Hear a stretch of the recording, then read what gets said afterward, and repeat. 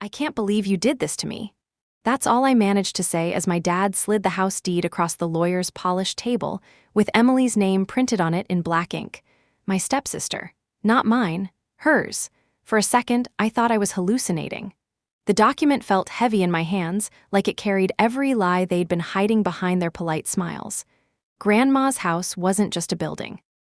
It was the place where I learned to walk, where she taught me to bake apple pies on rainy Sundays, where I spent nights crying on her lap after my mom died. It was our place. And for as long as I could remember, she said it would be mine one day. The day of the will reading was supposed to bring closure. Instead, it cracked my world open. The lawyer cleared his throat, shuffling papers like he was afraid of what came next. According to the amended will, dated February 14th of this year, the house will now be transferred to Emily Dean. I snapped my head toward him. What? That's impossible. Grandma never changed anything. She was in the hospital then, she couldn't even hold a pen properly. My father leaned back in his chair, arms crossed, looking annoyingly calm. Sabrina, it was your grandmother's decision. She wanted to keep things fair between you and your sister. She's not my sister, I shot back. My voice echoed off the office walls, and Grandma would never do this. Clara, my stepmother, let out a small, smug laugh. Maybe she just didn't tell you everything. You've always been emotional about these things. My stomach tightened. That fake gentle tone she used always made my skin crawl. Emily, sitting next to her, bit her lip to hide a grin. I didn't ask for this, she said softly, pretending to be innocent. But her eyes sparkled like she'd been waiting for this moment. I turned to my father, begging for some explanation. Dad, you know Grandma, she wouldn't have changed the will without telling me. She trusted me, she loved me. His expression hardened. It's done, Sabrina, don't make a scene. Something inside me cracked. For years, I'd been the good daughter, the quiet one, the one who worked late, paid my own bills, never caused trouble. And here he was, telling me to sit down and watch everything get stolen. I'm not making a scene, I whispered. You're making a mistake. The lawyer handed over the official paperwork, his hands slightly trembling. I could tell he wasn't comfortable, but he didn't say a word. Money does that to people. After the meeting, they all walked out together like a happy little family. Clara linked arms with my dad. Emily hugged the lawyer and thanked him, and I was left sitting there, staring at a table full of broken promises. When I stepped outside, the afternoon sun was blinding. For a moment, I stood on the sidewalk, unable to breathe.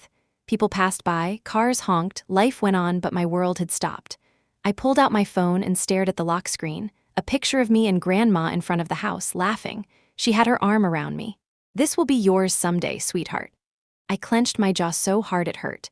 I didn't know how yet, but I promised myself right there on that busy street, they weren't going to get away with this.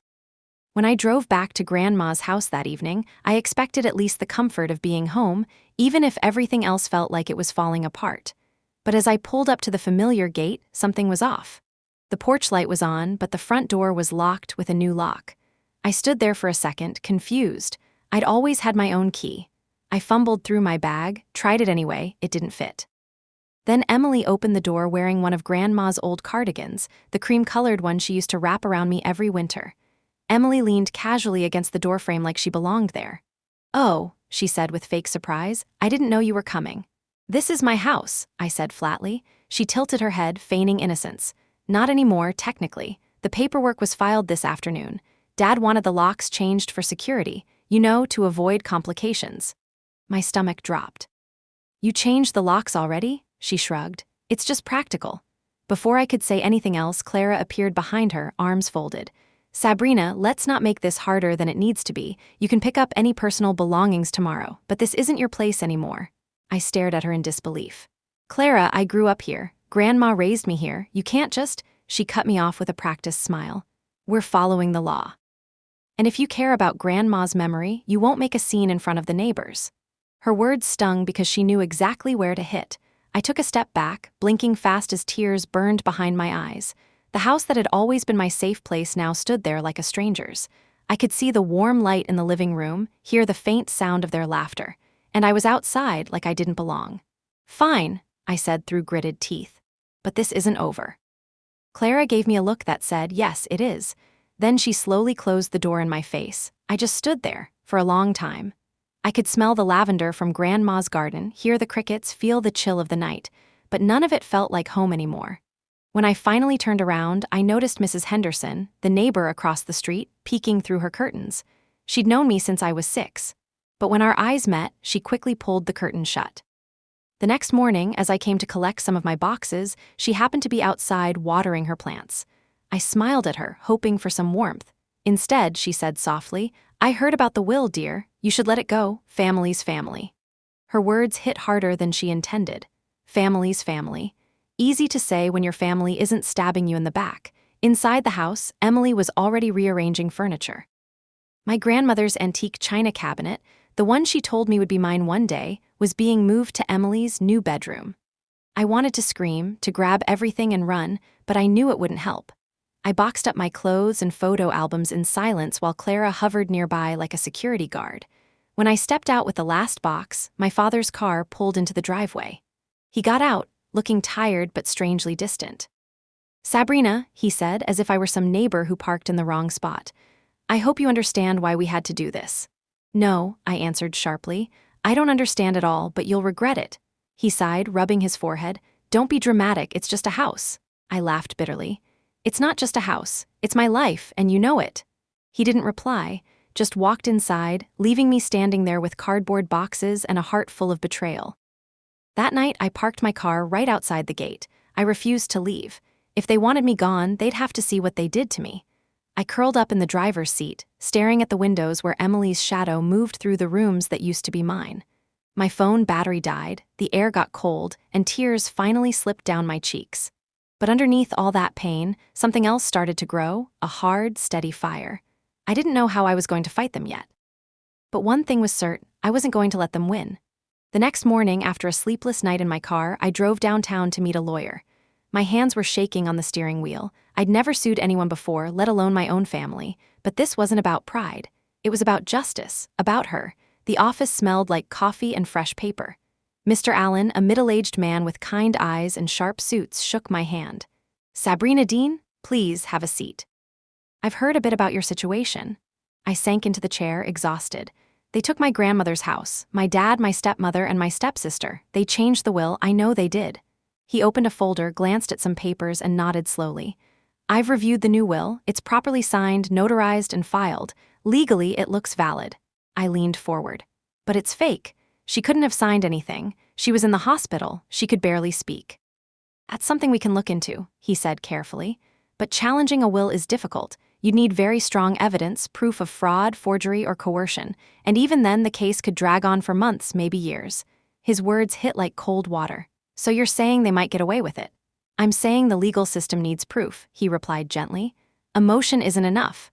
I sat back, my throat tight. Proof, of course.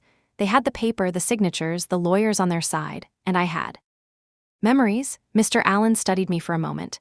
"Sabrina, I've seen cases like this before. Families get messy when inheritance is involved. If you want to fight, you have to be ready for a war." I met his eyes. "Then I'll go to war." He nodded slowly, maybe surprised at how steady my voice sounded. "All right. First step is to gather anything you can, old documents, letters, witnesses, digital records, anything that can prove the will was altered illegally." As I left his office, the city felt louder than usual. Cars rushed by, people talked on phones, the world moved forward, but I felt like I was walking through a storm alone. That night, I stayed in a cheap motel. The room smelled like bleach and stale air, but it was quiet. I sat on the bed surrounded by boxes of my things, staring at old photo albums and letters from Grandma. Her handwriting curled across the yellowed paper in soft loops. She'd written to me a year before she died. "This house will always be your home, no matter what happens." My fingers traced the ink. She never mentioned changing anything. Not once. I pulled out my laptop and started searching through my saved USB drives, hoping maybe I'd find something useful. Most of it was just school stuff, photos, receipts. But then I remembered something. Grandma used to keep digital copies of important documents. She wasn't good with technology, but she was paranoid about losing things. She'd always say, "If I scan it, they can't mess with it." I grabbed the small wooden box where she used to hide all her important things. Inside was an old USB stick wrapped in tissue paper. I plugged it in. It took a while to load, but when it did, I saw folders with names like wills, property, and letters. My heart raced. I clicked on the wills folder. There were several files, some old, some recent. And then one file caught my eye, Final Will Draft PDF. The date? A week before she was hospitalized, I opened it and there it was, her signature, my name listed as sole heir. No mention of Emily, no updates. Just the way it was supposed to be. I stared at the screen, my hands trembling. This is it. But then I noticed something else. The file, last modified date, was different. Someone had accessed it months later when Grandma was already in the hospital. A chill ran through me. Someone had tampered with this. I copied everything onto my laptop, then onto an external drive. Twice. If they were willing to rewrite history once, they might try again. Lying in that motel bed later, I stared at the ceiling. The fear was still there, but something new was taking over. Focus, determination. They thought I'd just walk away. They thought I was the quiet girl who wouldn't fight back. They had no idea who they were dealing with. The next morning, I woke up before sunrise. My heart was still pounding from the discovery the night before. I kept replaying that last modified date in my mind like a broken record. Someone had gone into Grandma's files after she was hospitalized, and there was only one person who had both the access and the nerve to do it. Clara. She'd always played the part of the polished, charming stepmother. Always helpful, always smiling at neighborhood parties, always whispering to my dad about what was best for the family. But I'd seen the way she looked at the house, like it was a prize she'd been waiting to claim. I spent the morning making multiple backups of every file on that USB, one copy on my laptop, one on a separate hard drive, and another uploaded to cloud storage. If they found out I had this, they'd destroy it. Then I started digging. Clara wasn't exactly tech-savvy, but she loved Facebook, and she overshared. A lot. Scrolling through her posts from around the time Grandma was hospitalized, I noticed something strange. She'd checked in at a small coffee shop on the other side of town, at odd hours, multiple times that month. And one of the posts had a man tagged in it, Thomas Blake, a notary public. My chest tightened. Why would Clara be meeting with a notary alone during the exact time the will was supposedly amended? I clicked on his profile. Mid-40s, neatly dressed, lots of posts about legal work and motivational quotes. But more importantly, one photo stood out. Clara and Thomas sitting at that same cafe, papers spread between them. The caption read, "Important family business." Family business, huh? I printed out the post, saved the images, and bookmarked everything. That afternoon, I drove to that cafe. It was small, tucked behind a bookstore. I ordered a coffee and sat near the back, watching. The place was quiet, mostly regulars. I imagined Clara sitting here, spinning her lies, pretending to be the concerned stepdaughter. As I stirred my drink, I overheard two baristas talking. "Yeah, that lady comes here all the time with some legal guy," one of them said. "They're always whispering like they're planning some big deal." Bingo, I approached the counter casually. "Hey, sorry, quick question. The woman you're talking about, dark hair, pearls, expensive bag?" They nodded immediately. "Yeah." "She's kind of hard to miss." I smiled. "Thanks." My heart was hammering in my chest. Later that day, I parked across the street from the notary's small office. It was an old brick building with frosted windows and a faded sign. I watched as Clara walked in wearing sunglasses and a trench coat, like some amateur spy. I grabbed my phone and started recording from my car. 15 minutes later, she walked out with a folder in hand, looking smug. I didn't have the contents of that folder, but I didn't need to, not yet. The fact that she was meeting him behind everyone's back, during the exact period Grandma couldn't have signed anything, was huge. That night, back at the motel, I set up everything on the table like a detective board. Photos, printouts, timelines, Grandma's hospital admission date, USB modification date, Clara's cafe meetings, the notary's involvement. It all lined up too perfectly. I stared at it for hours, adrenaline buzzing through me. For the first time since this nightmare started, I wasn't drowning, I was hunting. But then something unexpected happened. While checking the USB folders one last time, I noticed a hidden subfolder buried inside the property directory. It was named simply TMP. When I opened it, there was a single audio file. Curious, I hit play. Grandma's weak voice crackled through the speakers. "I don't want any changes, Sabrina knows." "House is hers," my breath caught. My eyes filled with tears. She recorded this. She must have been afraid someone would try to interfere. At the end of the audio, there was another voice, faint but clear. "A woman? SHHH, don't talk too much, just sign here." It was Clara. I slammed my laptop shut, my hands shaking. This wasn't just suspicion anymore. This was proof. I sat there in the dim motel room, listening to the hum of the mini-fridge, my mind racing. She tried to bury Grandma's voice, but Grandma had made sure the truth would find me. I whispered into the silence, "I've got you now." I didn't sleep that night. I just sat there in the motel's dim yellow light, the audio file looping over and over. Grandma's weak voice, Clara's soft but poisonous whisper, it all played like a broken record, each repetition carving deeper into me. She tried to protect me, even at the end. She recorded that message because she knew. She knew someone would try to steal what was mine. I laid out everything on the table one more time, this time not as a grieving granddaughter, but as someone preparing for battle. The USB files, the will draft with my name, the suspicious, last modified date, Clara's cafe meetings with the notary, the audio recording. The pattern was undeniable. Clara had orchestrated everything. And Dad, he either looked the other way or helped her do it. I stared at a photo of the four of us on the mantel from years ago, Dad, Clara, Emily, and me. It was taken during some forced family holiday. I remembered how Clara held Emily like a prize and placed a polite hand on my shoulder. Even back then, I'd felt like a placeholder in my own family. It wasn't just about the house anymore. It was about years of being pushed aside, years of being told to be understanding, to not make things difficult, to let it go. No. Not this time. I spent the following day shadowing Clara's movements, this time with purpose. I borrowed a friend's car so they wouldn't recognize mine. She moved like someone who thought she'd already won appointments, lunches, a hair salon visit. She had no idea I was collecting every breadcrumb she left behind. At one point, I saw her step into a bank with Emily. I stayed in the car, zooming in with my phone's camera. Through the glass, I caught a glimpse of a loan officer handing over a stack of forms. Clara was smiling that tight, practiced smile. It hit me then, they weren't just keeping the house, they were planning to use it. Mortgage, loan, probably to fund Emily's upcoming wedding and whatever else they wanted. They were going to strip it for parts. My stomach turned. They were monetizing my grandmother's legacy like it was a business asset. Later that evening, I parked a block away from the house and just watched from the shadows. Emily was on the porch laughing into her phone, probably talking to her fiancé. Clara appeared behind her, pointing at parts of the house as if she were giving a tour. Dad came out with a glass of whiskey, looking tired but complacent. I wasn't part of that picture anymore. Maybe I never was, but as I watched them, I didn't feel broken. I felt steady, cold, focused. I whispered to myself, they took everything, so now I take it back. I knew I couldn't confront them head-on yet. They had the paperwork, the house, the community's sympathy. But I had something they didn't, the truth, and I was willing to dig, fight, and burn through every lie until that truth came out in the open. Before going back to the motel, I stopped by Mr. Allen's office again.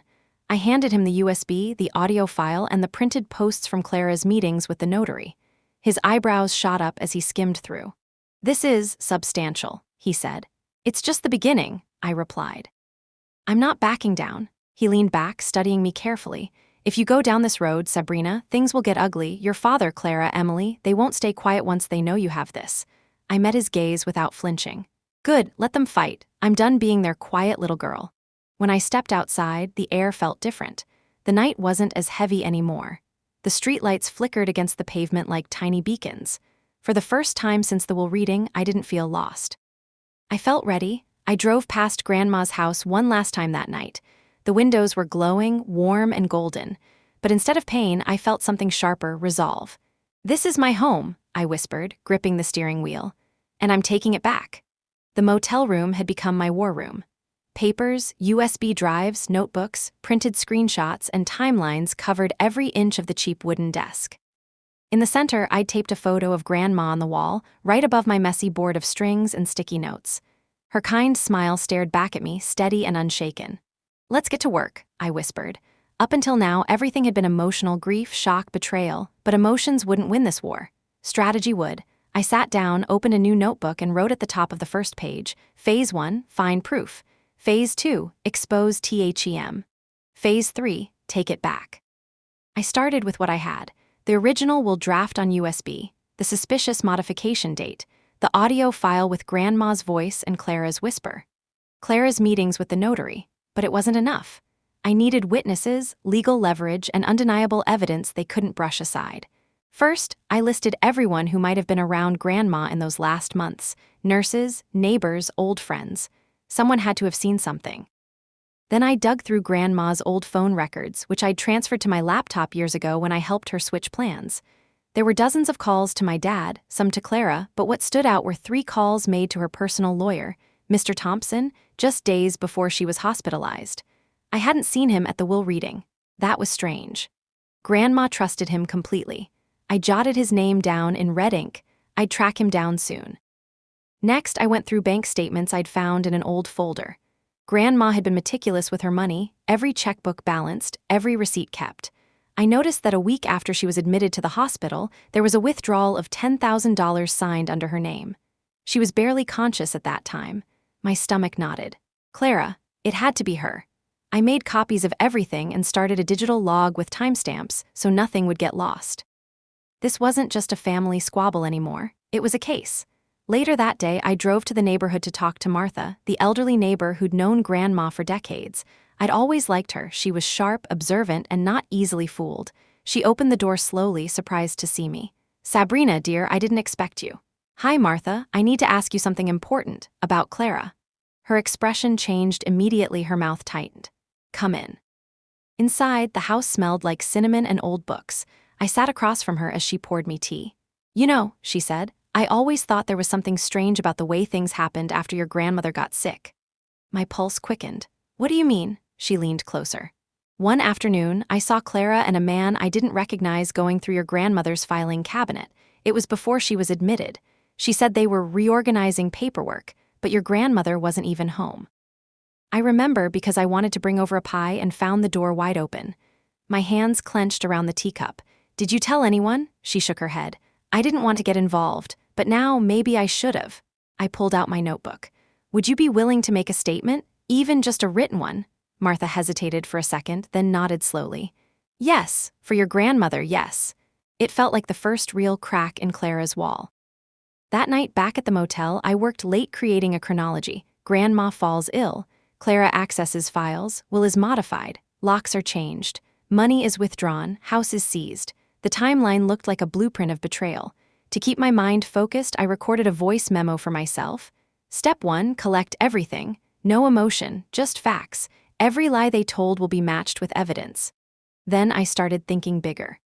If Clara was bold enough to forge a will, she probably wasn't careful enough to cover every track. Emails, hospital records, financial transactions, witnesses. I called Mr. Allen, the lawyer, and told him I needed a formal document preservation order. He agreed to draft one. If Clara tried to destroy any records now, she'd get herself in even deeper trouble. The next morning, I disguised myself with a hoodie and sunglasses and parked near the notary's office again. I wasn't ready to confront him yet, but I wanted to understand his patterns. He was cautious, arriving at odd hours, locking the doors behind him even during the day. Then, around noon, Clara showed up. She wasn't alone this time. My father was with her. They both walked in without hesitation. My hands went cold, so he was involved. I recorded them going in together, noting the time. 15 minutes later, they came out, laughing. She leaned into him and he kissed her forehead. My jaw tightened. That night, I sat in my car outside the house, watching the lights flicker on and off. Emily's silhouette danced around inside, probably planning her wedding. Clara's sharp laugh echoed through the night, but this time I wasn't crying. I was observing, recording, preparing. This was no longer their game. It was mine. In every battle, knowing your enemy's resources is just as important as knowing their weaknesses. Clara's weapon wasn't brute force, it was money and paperwork. She moved through legal channels like a snake through tall grass, unseen but deadly. If I wanted to take her down, I had to expose the trail. I started with the bank withdrawal I'd found earlier, the mysterious $10,000 that had vanished right after Grandma entered the hospital. Mr. Allen helped me file a formal information request to the bank. At first, they refused, citing privacy laws. But once the court preservation notice went through, their tone changed. Within days, I got a response. The withdrawal had been authorized with a shaky signature that didn't match Grandma's previous records. And the person who picked up the cashier's check? Clara. Her name and driver's license were recorded at the teller window. I stared at the document, my heart hammering. It wasn't just the house. She started draining money the moment Grandma was too weak to fight back. Next, I combed through property records. Grandma had always been careful about taxes and deeds. I accessed the county's online portal, cross-checking every file under her name. That's when I found something new. A property valuation request filed by Emily only 2 days after the amended will was read. Why would Emily need that? Unless she planned to use the house as collateral. I printed out everything, pinned it to my wall, and stepped back. The timeline was starting to look less like random betrayal and more like a coordinated financial heist. To dig deeper, I needed information from someone inside, and I knew exactly who to talk to. Clara's accountant had been the same guy for years, a man named Paul Denton. Grandma trusted him once, but after Clara married Dad, Paul's loyalties shifted. He was quiet, forgettable, the kind of man people underestimated, which made him the perfect source if approached the right way. I found his office in a dull strip mall, squeezed between a dry cleaner and a nail salon. I waited until lunch hour when most of his employees were gone, then walked in pretending to be a client. "Hi," I said sweetly to the receptionist. "I have an appointment with Mr. Denton about estate planning." She frowned. "I don't see your name here." I leaned closer and whispered, "Tell him Sabrina Dean is here. He'll know." 2 minutes later, he appeared in the doorway. The color drained from his face when he saw me. "Sabrina," he said nervously. "I didn't expect." "Relax," I cut him off with a smile. "I'm not here to cause a scene, I just want to talk, privately." He led me into his office, closed the door, and wiped his forehead with a handkerchief. "I shouldn't be speaking with you." Clara isn't here," I interrupted. "And you're not committing a crime by answering a few questions. Yet," he swallowed hard. "What do you want?" "Information," I said simply. "About the house, about the will. About the money Clara's been moving around since Grandma got sick." Paul hesitated. His loyalty wasn't to Clara, it was to his career, so I played the angle. "You're a numbers guy, you like things clean, legal. If Clara forged a will and you signed off on anything, you're in trouble too. But if you help me, I can make sure your name stays clear when this explodes." He stared at me for a long moment, then finally exhaled. "She moved a lot of money," he whispered. "Small transfers, timed perfectly, mostly from joint accounts your father had with your grandmother." I leaned in. "How much?" "Close to $80,000, all before the new will was read," and he pulled out a folder and slid it across the desk. "She set up a loan pre-approval using the house as collateral. Emily's name is on the application." My jaw clenched. "She's selling my legacy to fund her wedding." Paul didn't answer, but his silence said enough. Before I left, I turned to him. "If this goes to court, you'll be subpoenaed. If you cooperate now, I'll remember it." He nodded quickly, fear in his eyes. Outside, the air felt different. For the first time, I wasn't chasing shadows, I had facts. Clara and Emily weren't just manipulating a will. They were embezzling, leveraging, and monetizing everything my grandmother left. That night, I met Mr. Allen to review everything. He raised his eyebrows as I laid the files out on his desk. "This is big, Sabrina. If we can prove financial motive alongside fraud, it changes everything. Judges don't like opportunistic thieves."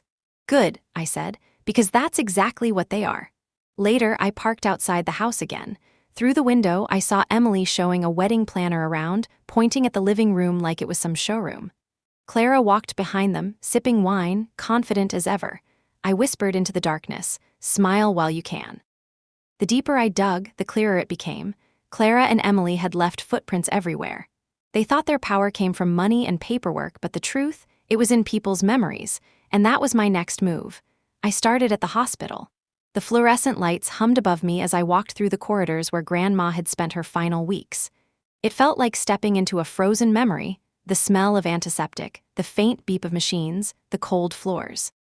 I remembered sitting in that hallway, holding her hand as she whispered, "You'll be okay, sweetheart." I approached the nurse's station and introduced myself. "Hi, I'm Sabrina Dean. My grandmother Margaret Dean was here earlier this year. I need to speak to anyone who cared for her in her final weeks." The head nurse, a tall woman with kind eyes named Lydia, recognized the name immediately. "Oh, Margaret. Yes, I remember her. Lovely woman. Sharp mind, even when her body started failing." I nodded, throat tightening. "Did you happen to notice anyone visiting her frequently? Around February?" She frowned, thinking. "Your stepmother came a lot, more than your father, actually. She always insisted on handling her paperwork." Honestly, we found it a little odd.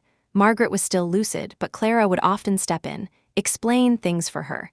We had to ask her to step outside once because she kept answering questions meant for your grandmother. My pulse quickened. Was Grandma capable of signing legal documents on her own during that time?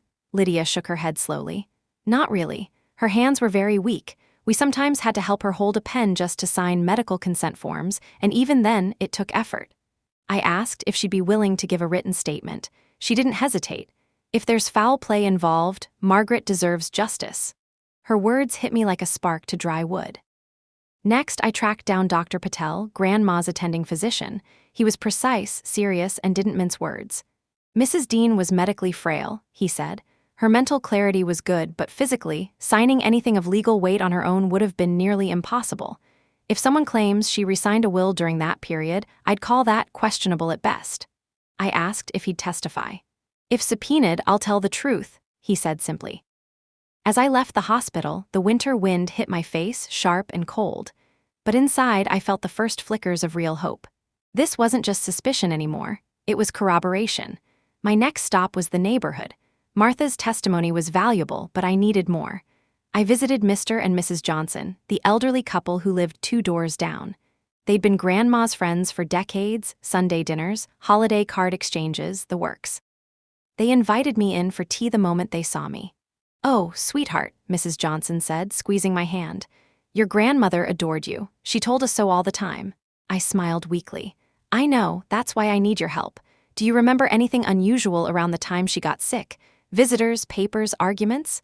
Mr. Johnson leaned back, his brow furrowed. "I remember Clara showing up one day with a briefcase and that young notary fellow. Your grandma wasn't home, she was still at a doctor's appointment. Clara went in anyway, said she was preparing things. We thought it was strange, but she can be persuasive." I scribbled notes furiously. "Would you two be willing to give statements?" "Of course," Mrs. Johnson said without hesitation. Margaret would have wanted the truth to come out. Driving back to the motel that night, my car felt less like a refuge and more like a mobile command center. In the passenger seat sat a growing pile of signed statements, hospital documents, and handwritten notes. Each piece was a puzzle fragment snapping into place. I played Grandma's audio file again as I parked. Her voice, faint but determined. "I don't want any changes, Sabrina knows, house is hers." My chest ached, but this time not from grief, from clarity. She trusted me to protect what mattered. I spent hours that night organizing everything into a single case file. Lydia's statement about Clara's interference. Dr. Patel's professional opinion. The Johnsons' account of Clara's suspicious visits. The audio file. The USB with the original draft. The financial documents. Piece by piece, a picture was emerging. Grandma was too weak to legally amend anything. Clara was present during critical times, often alone. Witnesses saw Clara entering the house and handling paperwork when Grandma wasn't there. A notary was involved quietly. Money disappeared. Locks were changed almost immediately. It wasn't paranoia. It was premeditation. Before going to sleep, I opened my journal and wrote one line in capital letters across the page. They built their lies in the dark. I'll tear them down in the light. I'd gathered paper trails, testimonies, recordings, everything except one crucial piece. Thomas Blake, the notary who'd signed off on the amended will. He was the gatekeeper. If anyone could confirm what really happened in that hospital room, it was him. And I had a feeling he wasn't as confident as Clara thought. I parked outside his office again, same spot, same routine. This time, I wasn't just observing, I was going in. The building smelled like old carpet and cheap air freshener. A bell chimed as I pushed the door open. Thomas looked up from behind his desk, clearly not expecting visitors. His polite smile faltered the second he saw me. "Good afternoon," I said evenly. "I think you know who I am." He adjusted his tie nervously. "Sabrina Dean, yes, I recognize you. How can I help you?" "I just have a few questions about my grandmother's will. Shouldn't take long." He hesitated. "I've already spoken with your father and stepmother about this matter. I'm not supposed to. I'm not asking for confidential information." I cut in, stepping closer. "I'm asking what happened on the day the will was allegedly signed." His eyes darted to the side to a small camera in the corner. He was scared not of me but of someone else. "You were there," I continued. "You signed off on it. You saw her condition. I have statements from her doctor and nurse saying she could barely hold a pen. So either they're lying or you are." The color drained from his face. He opened his mouth, but before he could speak, the bell over the door chimed again. Clara walked in. She froze for a fraction of a second when she saw me, then plastered on that icy, practiced smile. "Sabrina, what a surprise." Thomas stood like a deer in headlights. Clara glided over and placed a firm, possessive hand on his shoulder. "Thomas, dear, we have those documents to finalize, remember?" I turned to her slowly. What a coincidence. I was just asking Thomas about the day my grandmother supposedly signed the amended will. Her smile didn't waver, but her eyes sharpened. "Sabrina, I really don't think this is the place for your emotional outbursts." "Outbursts?" I laughed softly. "You mean questions? Legal, reasonable questions about how a dying woman supposedly rewrote her life's legacy in a hospital bed. She tightened her grip on Thomas. You need to leave. I stepped closer, lowering my voice just enough for her to hear. Funny thing about notaries, they leave traces, logs, timestamps, sometimes even recordings. If I were you, Clara, I'd be nervous. For the first time, a tiny crack appeared in her mask. You're bluffing. I met her gaze, steady and cold. Try me. Without waiting for her response, I turned and walked out, my pulse pounding in my ears. Outside, I leaned against my car, letting the winter air cool my face. That had been risky, but worth it. Back in my motel room, I combed through public notary databases. Every notarized action in the state had to be logged. After an hour of digging, I found Thomas's notary logbook entry for that day. The time of signing? 11:47 p.m. Location? Hospital room 214. Grandma had been sedated by then. I confirmed it against the hospital records Lydia had given me. She'd been given heavy pain medication at 10:30 p.m. She wasn't capable of signing anything. I printed the log entry and pinned it to my board. It was like a puzzle piece clicking into place. The next day, I went back to Thomas's office, this time without warning. I caught him alone during lunch hour. You know what happens if this goes to court, I said, placing the notary log on his desk.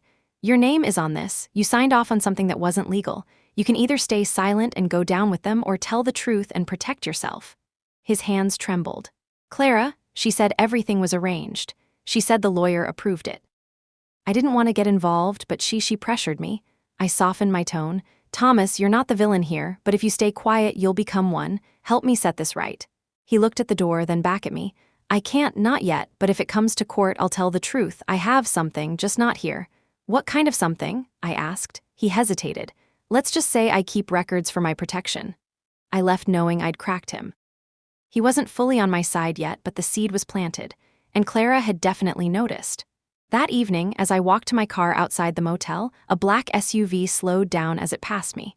The tinted windows made it impossible to see inside, but I felt it, eyes watching. Clara knew I was getting closer. Good. Let her feel what it's like to be hunted.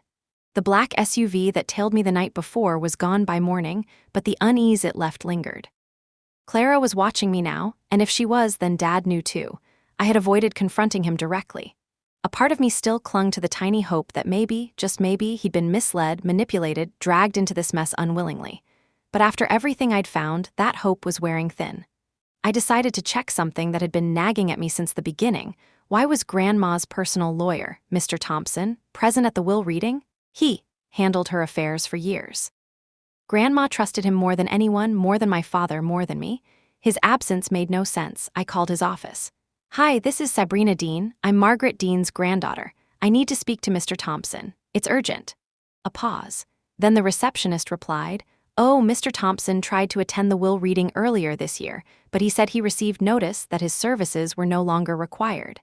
The family switched representation to the Harrison firm the week before. My grip on the phone tightened. Who authorized that switch? Her son, Richard Dean, she answered matter-of-factly. My heart skipped. He signed the release? Yes, with power of attorney. He claimed it was to streamline the estate process. I thanked her, hung up, and stared at the wall for a long time. It was Clara who'd pushed Thompson out. It was Dad.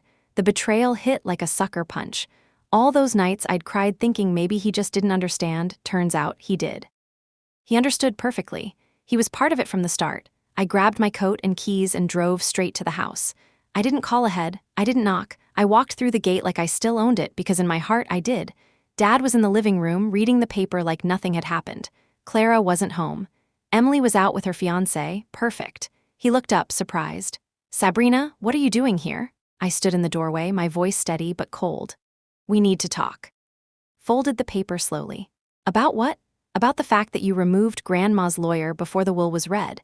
About the fact that you handed full control to Clara and Harrison, and about how you used your power of attorney to rewrite her legacy behind my back. His expression shifted from confusion to something harder, annoyance.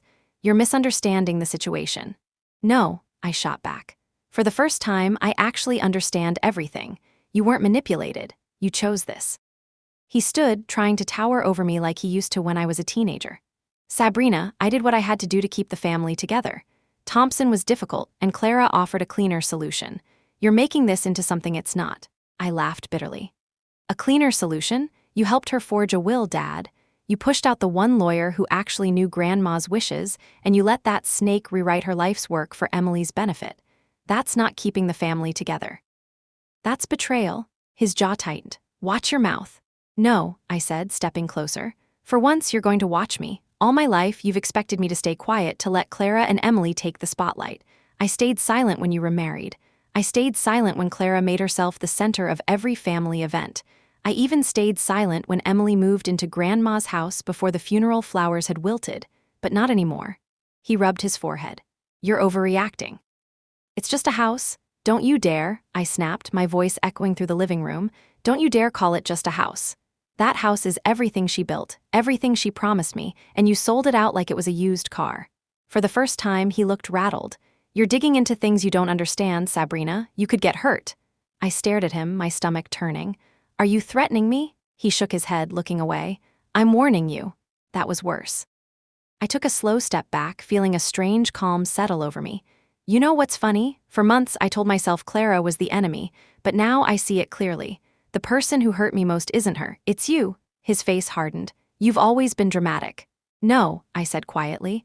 I've always been loyal, you just mistook my silence for weakness. I turned and walked out before he could say anything else.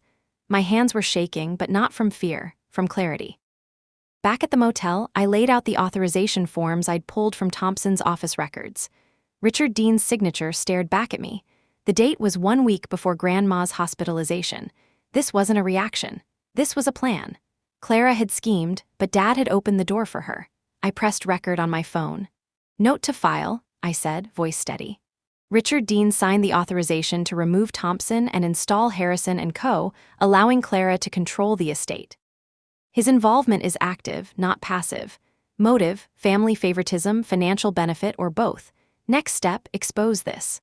The storm outside rattled the motel windows. I didn't flinch. Dad wasn't just a bystander, he was the architect, and I was going to bring his entire structure crashing down. The night after confronting my father, I didn't sleep. The storm outside had passed, but inside me, a new one had begun, one I controlled. For months, they had dictated the narrative. The good father, the helpful stepmother, the deserving sister. I'd been the silent one, the inconvenient truth they pushed aside. Not anymore. I met with Mr. Allen early the next morning. He looked at the stack of evidence I brought in: hospital statements, financial documents, witness affidavits, Thomas's notary log, Thompson's removal authorization. His usually calm face shifted into something sharper. This, he said, tapping the pile, isn't just a will dispute anymore, it's fraud. And if we play this right, they're going to panic. We spent hours drafting the legal complaint: forgery and coercion of a legal will, financial exploitation of a vulnerable elder, unauthorized removal of legal representation, fraudulent use of estate property as collateral. By noon, the official complaint was filed with the county probate court. A formal notice of contest was sent to Harrison and Co. and to Clara's home address. A few hours later, my father's phone lit up with missed calls, Clara's name flashing again and again. They knew. I didn't stop there. Legal pressure was only one front. I needed to control the story. For years, Clara had crafted the perfect image: charity luncheons, neighborhood committees, Instagram posts about family unity. Emily had her wedding hashtag trending. But beneath that shine was rot, and I was going to let the light in. I reached out to a local journalist, Rachel Torres, someone Grandma had admired. She'd covered elder fraud cases before, quiet scandals that tore families apart. I didn't give her everything, just enough. Suspicious will change, notary at midnight, hospital witnesses, money transfers. Rachel listened carefully. This could be huge, Sabrina, but you need to be ready. Once this goes public, there's no going back. I'm already past that line, I replied. She agreed to investigate independently and promised discretion until she had confirmation. But just knowing she was on the trail gave me a strange calm. Clara loved control. Nothing scared her more than not being able to control the narrative. The next day, the first crack showed. Clara called me, not Dad, Clara. Sabrina, she began, her voice sugary but tight underneath. I think we need to talk. I leaned back in my chair. About what? The forged will, the stolen money, or the fact that you pressured a notary to sign papers at midnight? She sucked in a breath. You're making a mess of things. This could ruin everyone's lives. Only if everyone's hands are dirty, I shot back, her tone hardened. You don't know what you're getting yourself into. Lawyers are expensive. Court cases take years. Are you ready for that? Yes, I said simply. For the first time, she didn't have a snappy comeback. She hung up. That night, as I walked into the motel parking lot, I saw something unexpected. Emily, waiting by my car. She wasn't wearing her usual smug smile. Her arms were crossed, face pale. "What do you want?" I asked. She looked around nervously. "You're going to destroy Dad." I froze. "He destroyed himself." Her eyes welled up. "You don't understand. I didn't know everything Clara was doing. She told me Grandma wanted me to have the house. She said you agreed." I swear I didn't plan any of this. I studied her carefully. For the first time, she didn't sound rehearsed. She sounded scared. "Then why didn't you ask me?" "I wanted to," she whispered. "But Dad told me to trust Clara. He said you'd always be fine on your own, that you didn't need it." There it was, the justification they'd all built to sleep at night. I sighed. "Emily, this isn't just about a house. Clara committed crimes, Dad helped, and if you signed anything, you might have too." Eyes widened. "What are you going to do?" "What I have to," I said. "You should think carefully about which side you're on when this hits court." She didn't answer. She just left, her figure swallowed by the shadows. 2 days later, I got the call from Mr. Allen. "They've responded," he said. "Clara's attorneys are demanding mediation to avoid court." I smiled to myself. They were scared. Mediation meant they didn't want a public fight, but I did. "We'll go," I told him, "but we don't back down." Meanwhile, Rachel emailed me a draft of her article. It was devastating. Local heiresses will under suspicion. Midnight notary, forged documents, and family betrayal. She hadn't published yet, but she'd confirmed the notary log, hospital records, and the financial transfers. Once this went live, there would be no hiding. Clara and Dad wanted to keep things quiet. I was going to make them scream. As the sun set, I stood outside Grandma's house again. Lights were on inside. Clara pacing, Dad shouting into the phone, Emily crying on the porch. I didn't feel pity. I felt power. For the first time, they were reacting to me, and this was just the beginning. The courthouse smelled like old wood and coffee, a strange mix of history and nerves. As I walked through the hallway toward the probate courtroom, every step echoed against the marble floor. Months of pain, investigation, sleepless nights, it all led to this moment. I wasn't the scared girl locked out of her grandmother's house anymore. I was Sabrina Dean, and I was here to burn their lies to the ground. Clara arrived first, wearing a cream suit that screamed damage control. Emily followed behind her, avoiding my eyes. Dad came last, jaw tight, pretending this was just another family disagreement. But his eyes gave him away. There was fear now. Inside, the courtroom filled quickly. Neighbors, extended relatives, even a few reporters. Rachel Torres sat in the back with her notepad ready. This wasn't just a legal fight anymore. This was public. The judge entered, and the room rose. My heart pounded, but my hands were steady. Mr. Allen opened strong. He presented the will's timeline, the suspicious midnight notarization, the hospital statements, and the financial transfers. He painted Clara not as a misunderstood stepmother, but as a calculating fraudster who exploited a dying woman's vulnerability. Clara's attorney tried to dismiss it as emotional speculation. But then came the USB. Mr. Allen handed it to the clerk, who played the audio file. Grandma's frail voice filled the courtroom. "I don't want any changes, Sabrina knows, house is hers," and then Clara's whisper, "SHHH, don't talk too much, just sign here." The room went dead silent. Clara's face turned chalk white. Dad shifted uncomfortably. Emily covered her mouth. Next, Thomas Blake was called to the stand. He looked nervous but resolute. Clara's lawyer tried to keep him out, citing confidentiality, but the judge overruled it. Thomas cleared his throat. I was pressured into notarizing the document. Clara told me everything was arranged. She insisted I sign even though it was late at night and Mrs. Dean was heavily medicated. I kept records in case something like this happened. He reached into his briefcase and handed over a USB drive of his own. Surveillance footage from his office, phone logs, backup copies of the forged document. Twist CU letter 1ED1 Ikung. He had saved everything not out of loyalty to me, but to protect himself. And now it was blowing the entire scheme wide open. The judge leaned forward, brows furrowed. Clara's lawyer started stammering objections, but it was too late. The footage showed Clara and my father signing authorization forms, discussing timing and keeping the girl out of it. Emily wasn't in the footage, her name was just a pawn on the paperwork. Rachel scribbled furiously in the back row. I caught her eye, and for a moment she gave me the smallest nod. When Clara took the stand, her polished mask cracked. She tried to spin it. It was for the family. Margaret was confused. I just wanted fairness. But the audio and video evidence crushed her words like glass underfoot. When Dad testified, he looked small. He admitted to signing the documents to avoid conflict. His excuse fell flat. By the end of the day, the judge's tone had shifted from neutral to sharp. "This court takes elder fraud very seriously," she said, staring directly at Clara. "The evidence presented here today suggests a coordinated effort to defraud the rightful heir." As we left the courtroom for the recess, Clara brushed past me, her eyes burning. "You think this is over?" she hissed. I didn't flinch. "No. I think this is the beginning of your end." The courtroom felt different the next morning. There was less whispering, less arrogance in the air. The evidence had landed like a bomb the day before, and now everyone was waiting for the fallout.